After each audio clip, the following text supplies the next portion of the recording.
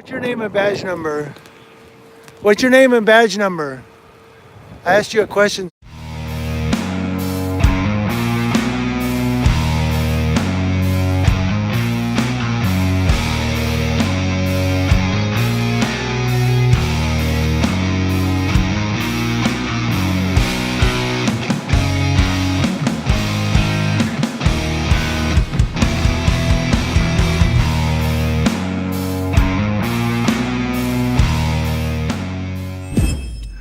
All right, guys, I do have a Tuesday morning editorial for you. It's a bright Tuesday morning.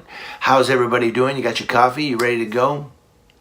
I have a story for you that's an interesting story, and it's another one of those, this is why we need to record the police stories. Because in this story, it's going to be the cop's word versus her word.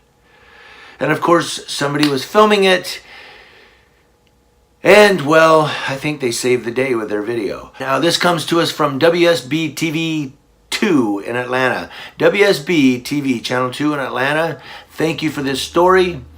Atlanta, Georgia. Charges have been dropped against a mother who was seen on video being slammed to the ground and shocked with a stun gun, or a taser, by police in front of her child. The arrest happened in an apartment complex in Atlanta earlier this month. In the video, an Atlanta Police Department officer can be seen punching Maggie Thomas and using a taser 3 times. The police department said she bit the officer, but the charges were dropped after a review. Thomas spoke to Channel 2's Matt Johnson Monday night, and she said, quote, "For him to say that I bit him, it made it feel like he was justified in tasing me." Well, yeah, she bit me. And, well, where's the bite marks? I mean, if there were bite marks, she would have been charged, right? Of course she would have. By the time backup arrived, the officer had punched Thomas in her left eye. 3 weeks later, all charges have been dropped against Thomas. A big surprise there. But she can't celebrate because of how the arrest affected her daughter, Marley. She said, "I couldn't console her and confront her at the time. That's the worst part of it." And in the video, I'm going to post a link to the whole story in the description box below. There's a video in this link. If you watch that video, her daughter runs across right as she gets tackled. The incident started when the officer in the video was patrolling and drove behind Thomas's apartment around 8 p.m. on May 1st. A witness started recording after the officer told Thomas she was under arrest for having an outstanding traffic warrant. Traffic? Whoa, stand back, big felony stop. Thomas denies she ever bit the officer. She says, "For him to say I bit him just made it feel like he was justified. Why did he physically punch me like that?"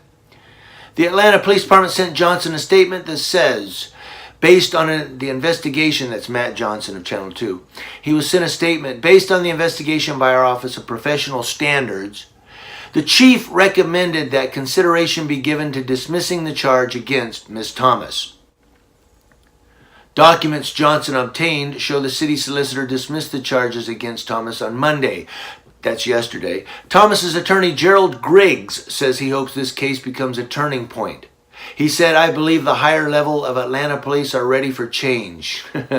We just have to make sure the rank and file understand that there will be accountability." Well, there's police accountability everywhere, and you still have cops screwing up. You still have cops doing bad stuff. There's transparency and accountability. I have a camera. I'm out there recording the police, and they're still going on to Facebook and talking shit about me. One particular deputy is, and then you got another deputy screaming at me in the middle of the street because of that same Facebook post.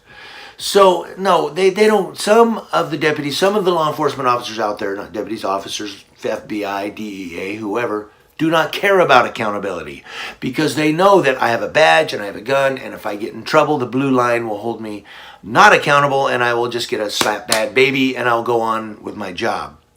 Where this guy will have to go to court, and he'll have to be drugged through the system, and then, of course, maybe they'll drop the charges, but oh well, he was inconvenienced.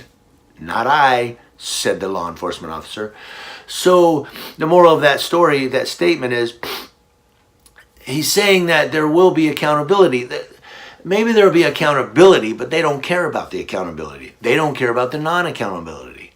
All the law enforcement officers out there seem to care about is we can do whatever we want because we have a badge, and if we get in trouble, it's bad baby, and we go on with our job. So, but we've got to continue to hammer at them with our cameras. Do not break the law. Let's not do this illegal, because then we're just shooting ourselves in the foot doing that.